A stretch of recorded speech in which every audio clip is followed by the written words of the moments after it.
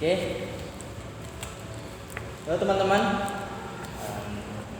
Perkenalkan, kami di sini kelompok Roma. Di sini kami akan memaparkan beberapa hal yang bisa kami temukan dari surat Rasul Paulus kepada jemaat di Roma. Nah, di sini kami beranggotakan orang.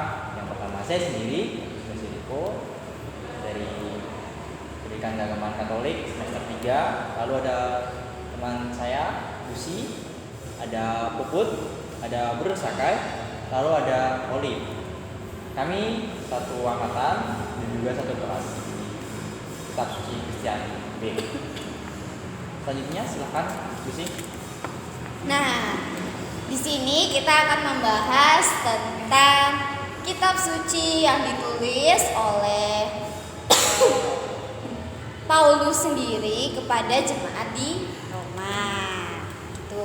Nah, di sini kita mau bahas tentang sejarahnya dulu nih teman-teman. Nah, aku mau tanya nih sama Puput. Nah, sejarah dari kota Roma sendiri itu seperti apa sih, Put? Menurut beberapa sumber yang udah saya baca, itu pada masanya kota Roma itu menjadi pusat dunia sekaligus sebagai ibu kota dari Kekaisaran Romawi. Sangat unggul ya. Lalu, nah, keunggulannya tuh apa aja pada zaman itu? Oke, keunggulannya itu dia punya kota Roma itu punya pasukan yang sangat kuat, dan hal itulah yang membuat kota Roma banyak diagung-agungkan oleh banyak orang. Jadi kota Roma tuh kota yang sangat wow lah pada zaman itu. Oke. Nah, pada zaman itu umat Kristiani itu sudah ada ya. Sudah. Lalu bagaimana umat Kristiani itu terbentuk di kota Roma? Umat Kristiani yang terbentuk di kota Roma itu terbentuk jauh sebelum kedatangan Paulus. Jadi setelah mereka menerima kabar gembira tentang Tuhan Yesus. Gitu. Nah, tadi kan Put bilang soal kabar gembira kedatangan Tuhan Yesus. Nah, itu berarti kan berkaitan dengan Injil. Nah, lalu Injil masuk ke kota Roma itu bagaimana? Sampai detik ini tuh belum diketahui ya secara pasti siapa dan kapan yang membawa Injil masuk di kota Roma dan yang membentuk jemaat di situ. Namun ada semacam dugaan ada orang-orang Yahudi yang berasal dari Roma untuk melakukan peziarahan ke kota Yerusalem. Nah, di sana itu di Yerusalem mereka kenalan nih sama tentang iman akan Yesus. Nah, setelah mereka mendapat ilmu baru, mereka kembali lagi ke kota Roma dan menyebarluaskan kepada penduduk kota itu. Oke. Nah, lalu kan tadi Paulus sudah nulis kitab ini ya untuk jemaat di Roma. Nah, itu kapan dan gimana sih Paulus menulis surat itu? Surat Paulus ini ditulis sekitar tahun 57 atau 58. Nah, saat itu Paulus itu sedang berada di Korintus dan sedang bersiap-siap untuk melakukan perjalanan ke Yerusalem. Ini ya justru di Korintus ya Iya, dia. justru di Korintus. Aku kira di Romanya loh. Iya. Terus, nah, tujuan Paulus menulis surat ini buat apa? Paulus tuh ingin memberi ketegasan tentang Injil secara jelas dan teratur kepada penduduk kota Roma. Oke. Nah, kan ini ya tadi kita udah dengar soal kitabnya. Nah, itu ada strukturnya nggak sih dari kitab Roma ini? Ada dong, kayak surat ya, kayak surat. Jadi kayak surat Paulus ini ya terdiri dari 5 struktur. Yang pertama itu bagian pembuka, kedua itu kekuatan Injil, ketiga janji Allah untuk bangsa Israel, yang keempat itu kehidupan orang Kristiani, dan yang terakhir itu bagian penutup. Oke, kayak surat betul ya kalau kita belajar dari bahasa Indonesia tuh ada struktur-strukturnya gitu. Nah, sekarang kita berlanjut nih dari sejarah, kita mendalami lagi. Nah, aku mau tanya-tanya nih sama Brother Sakai. Nah, oke, di surat yang udah ditulis sama Paulus kepada jemaat di Roma itu ada isinya tuh soal dosa orang Yahudi dan non Yahudi. Nah itu gimana sih dari penjelasannya soal dosa-dosa itu? Soal dosa ini semuanya itu disamaratakan. Semua orang itu berdosa, tidak ada dosa spesifik seperti ini, dosa orang Yahudi, dosanya seperti ini, dosa orang non Yahudi seperti ini. Memang dalam perjanjian lama itu orang Yahudi itu adalah orang bangsa-bangsa pilihan, bangsa pilihan Allah.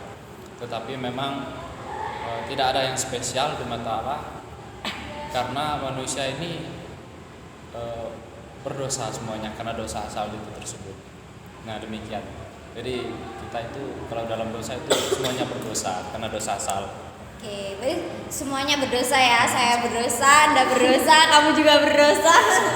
Siapa-siapa. Oke, sama-sama berdosa kita. Oke, nah, lalu apa hukuman yang diberikan Allah untuk orang yang berdosa itu? Sebetulnya Allah ini tidak menghukum, tetapi karena kedegilan hati kita, Allah kan memberikan tawaran, lalu kita itu harus menanggapi, bukan harus diberi kebebasan untuk menanggapi tawaran Allah tersebut, yaitu tawaran untuk terbebas dari dosa. Lalu kita ini diundang oleh Dia untuk mengalami kasih. Lalu yang terakhir Allah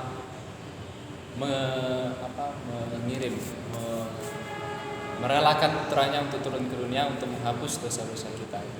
Oke, nah tadi Allah sudah mengutus putranya dan kita mempercayainya juga ya Dar ya, dan mempercayainya itu dengan iman. Ya, iman. Nah lalu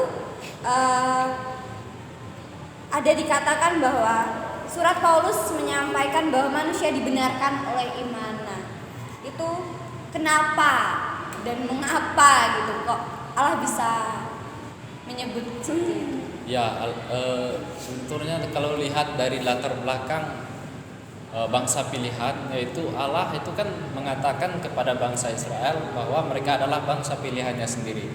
Lalu kan mereka itu istimewa kan, kalau sudah seperti itu. Tetapi kadang-kadang mereka dalam sejarahnya kita bisa lihat dalam perjanjian lama itu kadang-kadang mereka berpaling dari Allah lalu menyembah berhala.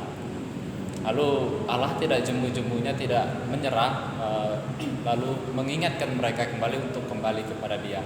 Bahkan ada janjinya, aku akan tetap menjadi Allahmu, bangsa pilihan. Tetap menjadi bangsa pilihan. Berarti mereka ini adalah bangsa-bangsa yang dikasih oleh Allah. Lalu tidak menutup kemungkinan tadi coba ulang lagi. Dalam surat Paulus itu disampaikan bahwa manusia dibenarkan oleh iman. Nah ini kalau dalam ini manusia itu semuanya dibenarkan oleh iman. Berarti tidak menutup kemungkinan untuk orang-orang non Yahudi itu bisa diselamatkan. Allah ini tidak pandang bulu. Bisa dikatakan tidak ada jaminan untuk bangsa-bangsa lain, hanya bangsa Israel itu diselamatkan. Tetapi karena mereka jaminannya adalah orang yang percaya kepada Yesus Kristus itu, maka dari itu kita yang beriman, kita yang mengimani Yesus Kristus itu dibenarkan. Tidak hanya bangsa Israel, tetapi orang yang mengimani Dia itu. Oke, berarti kita harus sungguh-sungguh beriman ya teman-teman kepada Tuhan. Oke. Zeriko ada pertanyaan lagi untuk Bruder? Apa nih? Di surat Paulus ke jemaat di Roma ini ada nggak sih penggambaran sosok Abraham di mata Allah? Iya, Abraham. Ini karena kita tahu semua kan Abraham itu adalah leluhur nenek moyang, leluhur bangsa Israel, leluhur bangsa kita juga. Lalu kaitannya adalah sebetulnya pandangan tentang bangsa Yahudi ini kita bisa lihat dalam perjanjian lama itu kan mereka berpaling dari Allah. Lalu tidak semuanya berpaling dari Allah, Tidak semuanya orang-orang Yahudi, bangsa-bangsa Yahudi ini berbuat atau menyembah berhala. Ada beberapa orang, contoh tokohnya tadi Abraham. Itulah kaitannya tadi. Abraham ini adalah di mana Allah itu menyatakan janjinya untuk Allah ini selalu menjadi umat bangsa Israel. Nah, lalu itu nanti dikatakan juga oleh Paulus karena bangsa Israel ini juga berpaling dari Allah, lalu dia juga tidak menutup kemungkinan untuk bangsa-bangsa lain itu untuk percaya kepada Yesus Kristus untuk diselamatkan oleh Allah sendiri. Itu ya. Ya banget Abraham. Enggak kayak manusia zaman Ya, manusia banyak yang tidak setia ya. Ya, salah satu contohnya Abraham. Ya, dia yang setia ya. Lalu ini bagaimana Paulus itu membandingkan situasi dengan Adam dan dengan Kristus itu gimana? Adam dengan Kristus. Kita ini sebetulnya ditebus oleh Yesus Kristus. Dimulai, ya bahasa kasarnya dimulai oleh Adam. Dosa kita ini, kita berdosa berasal dari dosa Adam. Ini yang disebut Adam pertama. Lalu digenapi oleh Yesus Kristus yang disebut diistilahkan dengan Adam yang kedua yang menebus kita. Jadi sebetulnya kita ini berdosa karena kita ingin solider dengan manusia pertama. Solider tadi saya mengatakan solider dalam arti positif. Solider dalam arti positif sebagai ciptaan Allah, sebagai manusia kita ini solider untuk sama dengan manusia pertama itu dalam dosa. Tetapi bukan kita ini dalam hati negatif ya. Dosa itu kan kebanyakan hal-hal yang buruk. Negatif ya. Maksudnya solider sebagai manusia. Dan digenapi oleh Yesus Kristus. Adam yang baru digenapi oleh Yesus Kristus. Keren juga ya. Kan juga istilahnya. Ya. Boleh. Lalu di surat itu tuh ada nggak sih dijelaskan fungsi hukum Taurat? Fungsi hukum Taurat. Fungsinya itu sebenarnya mengatur ya seperti hukum-hukum negara pada umumnya, mengatur mengatur orang-orang pada zaman itu, mengatur orang-orang agar tidak berpaling dari Allah, agar mereka itu memegang teguh hukum mereka, lalu benar-benar melaksanakan yang baik di mata Tuhan. Itu sebetulnya hukum tersebut. Tapi akhirnya diterjemahkan kadang-kadang dalam arti kadang-kadang juga mengarah ke hal-hal yang tidak baik, karena lebih mementingkan hukum daripada mementingkan cinta kasih. Dalam Perjanjian Baru itu banyak sekali perumpamaan-perumpamaan tentang hukum Taurat, banyak sekali. Ada salah satunya hukum rajam, itu salah satunya. Lalu zina, hukum zina. Lalu menyangkal Allah juga ada di situ. Ya kayak 10 perintah Allah. 10 perintah Allah itu. Oke. Yes, kadang hukum yang udah dibikin ini membuat kita kaku, Pak. Iya. Membuat kita kaku. Terpaku dengan hukum tersebut. Ya. Malah kadang-kadang bisa jadi menomorduakan hukum cinta kasih. Oh ya. Utama. Padahal itu hukum yang utama dan paling utama gitu ya, cinta kasih. Itu sekarang ini katanya berada ke Oli.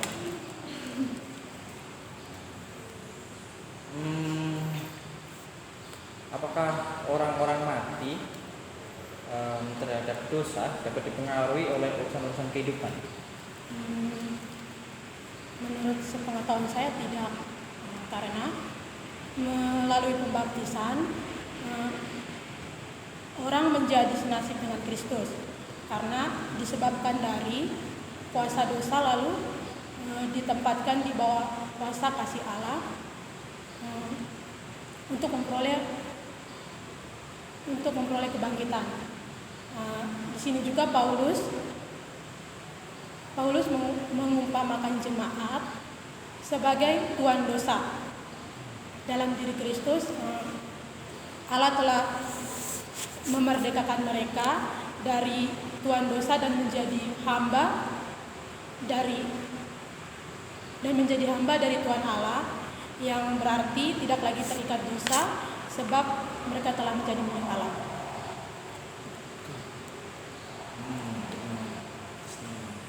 Membebaskan umat, membebaskan kita semua ya dari Iya. dosa-dosa itu. Lalu dijelaskan di surat Paulus itu tuh hidup menurut roh. Nah, tolong Hidup dijelaskan. menurut roh. Seperti berkat karya penebusan Kristus, orang Kristiani itu dibebaskan dari kewajiban menaati hukum Taurat. Seperti yang digambarkan oleh Paulus, bahwa pembebasan dari kewajiban untuk menaati hukum Taurat dengan kematian. Sesudah diselamatkan Kristus, manusia menerima Roh Kudus yang akan menuntun mereka mengasihi Allah dan sesama. Cukup rumit ya. Ya, agak berat ya. Berat sekali ya. Berat. Hidup menurut roh ya. Harus mengikuti Kristus, betul ya.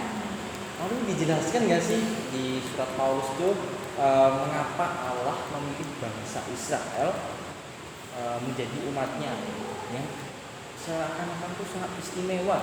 Spesial kan gitu ya. Kenapa Allah mengutus bangsa Israel? Karena mereka itu istimewa. Terus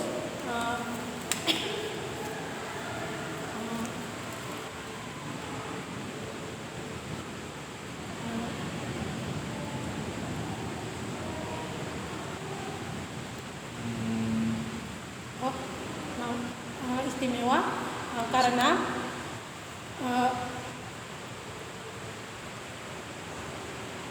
mereka sangat istimewa sehingga Allah memilih mereka. Kan ini di sini kita ketahui bahwa Allah sangat menepati janjinya. Walaupun bangsa Israel memiliki segala keistimewaan, mereka juga memiliki kekurangan.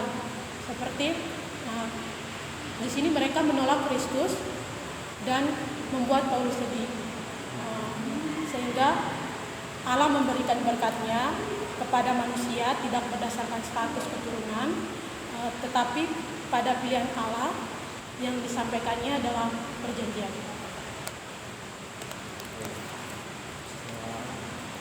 Umat Israel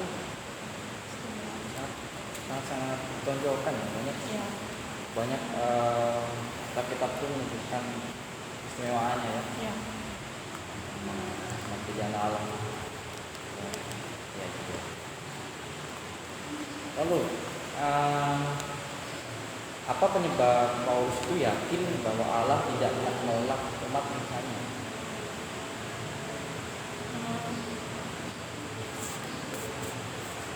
Karena sebagai orang Yahudi, Paulus itu yakin bahwa Allah tidak akan menolak umat yang dipilihnya. Karena Paulus melihat meskipun sebagian besar anggota bangsa Israel tidak menerima Kristus, masih ada sisa orang Israel yang mau menerima dan memberitakan dan mau menerima serta percaya kepada Kristus.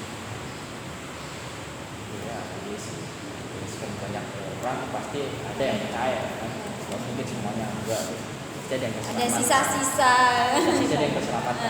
Si ada lah. Lalu gimana sih pembenaran berdasarkan iman?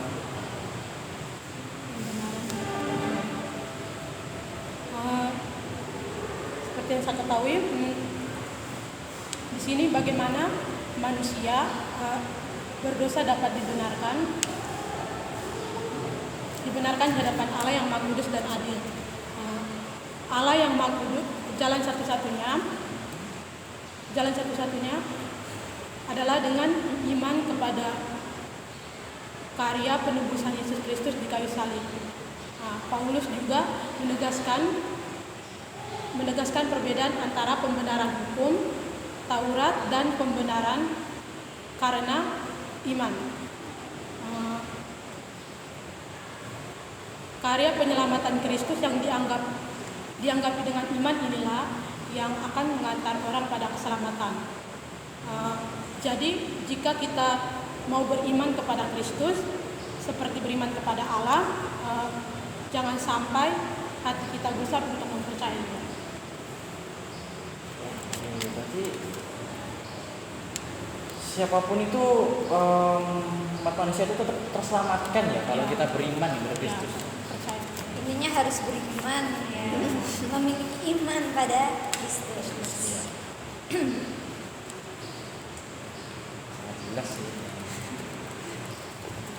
Sangat jelas sih yang dikatakan oleh Paulus ya dalam suratnya. Nah itu banyak hal yang ditegaskan. Nah teman-teman, jadi dari kelompok hanya sampai sini kami dapat memberikan sedikit pengetahuan dari kitab surat Rasul Paulus kepada jemaat di Roma. Nah, kalau teman-teman tertarik, silakan dibaca, bisa melalui Alkitab ya yang untuk cetak ataupun bisa lewat online. Di mana aja online bisa diakses. Kalau kitab juga bisa diakses di rumah ataupun ya senyaman mungkin teman-teman. Karena teman-teman ingin mendalami lebih lanjut. Nah, kalau misalkan teman-teman takut untuk sekiranya sesat atau gimana, nah itu bisa cek di website, itu ada untuk tafsirnya. Jadi teman-teman tidak perlu. Oke, itu teman-teman percobaan kali ini bisa kita akhiri. Terima kasih. Thank you. Thank you. Sampai jumpa di lain waktu. Thank you very much. Dadah guys.